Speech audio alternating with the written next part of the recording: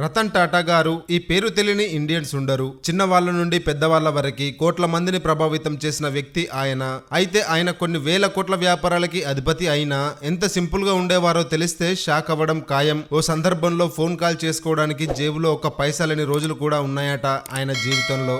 అమితాబ్ బచ్చన్ గారు మరియు టాటా గారు ఓ రోజు విమానంలో లండన్ కు ప్రయాణించారు. అయితే లండన్ లోని హిత్రూ విమానాశ్రయంలో దిగిన తర్వాత రతన్ టాటా గారి కోసం తనను రిసీవ్ చేసుకునే తన సహాయకులు ఎవరు రాలేదు. దాంతో వారికి ఫోన్ కాల్ చేయడానికి ఫోన్ బూతులకి వెళ్లారు టాటా గారు. తీరా ఫోన్ చేయబోయే సమయంలో ఆయన దగ్గర డబ్బులు లేవని అర్థమైంది. తనతో పాటు డబ్బులు తీసుకురాలేదు టాటా గారు. అలాగే బయటకు వచ్చిన రతన్ టాటా గారు అమితాబ్ దగ్గరికి వచ్చి, మీ దగ్గర నేను కొంత డబ్బు అప్పుగా తీసుకోవచ్చా అని అడిగారట.